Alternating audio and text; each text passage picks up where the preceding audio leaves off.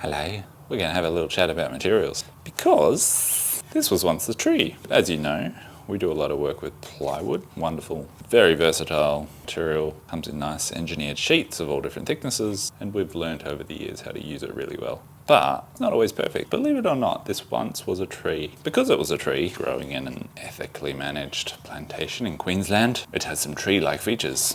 And we'll talk about those today. I want to break free. I want to break free. Let's start at the start, shall we? Is that recording? First, in no particular order, we've got a ripple. Now, a ripple we typically see in this film face birch material. Now, birch is a material we are looking to phase out because it's imported, and we're going to do more and more of our product range with Australian materials and ultimately get to a point where we can say confidently that we only use Australian grown timber. But we're not quite there yet. Birch is a wonderful material, it's very strong. It's got a beautiful end grain feature. You can see just where the film face just has a subtle little ripple, and that's the tree speaking. It doesn't affect its quality, but it is a visual thing that you'll see and catch in the light. Okay, what have we got here? We've got a nice bit of Queensland hoop pine. Depending on the grade of the plywood, sometimes you'll get a little void like this. Now, this might have been the knot or a branch came out of the tree. And when the log has been peeled into rotary veneer and laid up into plywood, you can end up where, particularly the core veneers of a sheet of plywood, will have these little pockets of air. And so as we don't know that they're there, and when we machine the sheet, they'll appear. Sometimes we fill them, sometimes we don't.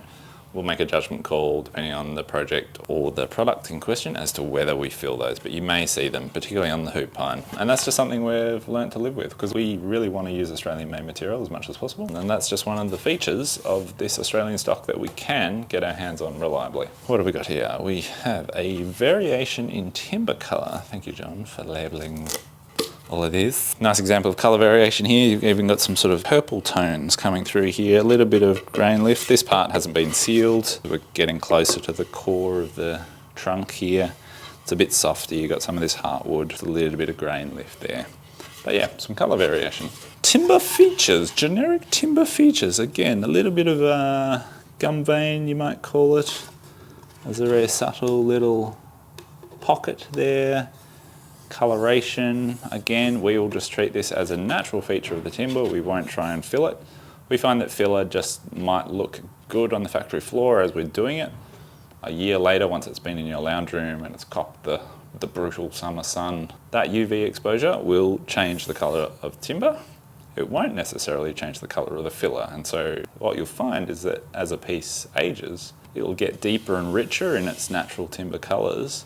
But the filler that was stuck in there will just stick out and stay blonde as the original colour, and it just becomes more and more apparent. So what we like to do in this situation is just leave these little voids because they're more natural and they will age more gracefully with the material.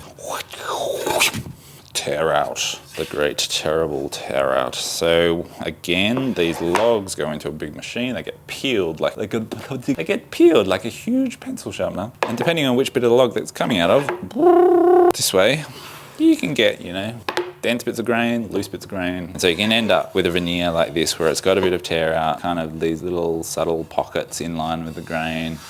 We can sand this, keep sanding it, and it'll be very hard to get rid of that. So we sand it smooth and we'll seal over the top of it depending on the product. We are sealing more and more because we believe it's so important that these pieces last you a really long time. Again, natural product, not to worry, but it is a little visual thing just to be aware of and to accept it. Again, another little example. This is a nice bit of sealed hoop pine, just with a little knotty feature thing. It's got a tiny little pocket in there, adds visual interest. Again, look, got different things going on there. I love these little eyes.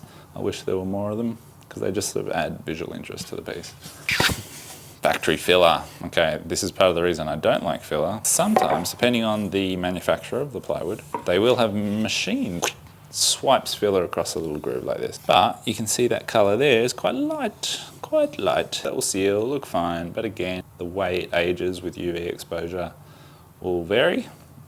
But you might find over time that that factory filler stays quite light and blonde while the colours around it sort of deepen and get richer. But yeah, something to be aware of. There will be little pockets of factory filler. Again, depending on the grade of the plywood, We are seeing it more in the Queensland hoop pine just because it is technically a slightly lower grade than the ultra premium birch ply that we are trying to phase out. Birch. Film face. Okay, back on the film face. Black. Film face is one of the hardest ones to get right because black is very unforgiving. It's a beautiful material. We've used so much of it over the years. It's wonderful. I love it. I just wish someone in Australia was making it.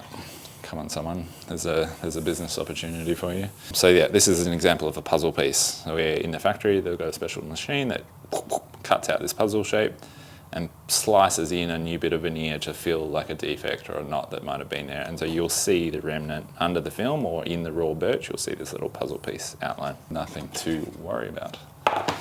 Factory filler, we've already talked about. I suppose on the black, something to be aware of is that whilst we will do our absolute utmost in the factory, moving these parts from the sander to the CNC machine, to the edge sander, to the spray booth, whatever it is, there is a risk of surface scratching. And because of the type of business we want to be, we'll always err on the side of quality. But at the same time, we really care about waste and trying to reduce waste. So if we've got a beautiful big bit of birch like this and it's got a little chip or a little defect here, we'll get the Sharpie or the Revlon out and we'll patch that little black chip. We'll make a judgment call. We might say, look, that's probably going to be the underside of the shelf. You can flip it over as you're assembling it and put the nicest face up. Great, fantastic. We don't want to see this beautiful bit of material end up in the bin. So if you do find little defects in your projects, spare a thought for the resources that are in these materials and how we can be more gentle on the planet and how collectively as consumers we can be a little bit more sympathetic to these natural materials and to the processes that create them and ensure that we're keeping these precious resources out of landfill. Final thing on this bit, again, a little example of a ripple. It's got examples of light surface scratching, but it's a beautiful black bit of ply. BBP? This is not a video of excusing what we're shipping or trying to get away with defects in our projects or materials. This is trying to give you information about these materials and the fact that they are natural and that they will have visual defects in them. It's not plastic. And it was a tree once, and I hope that helps. Thank you. See you next time.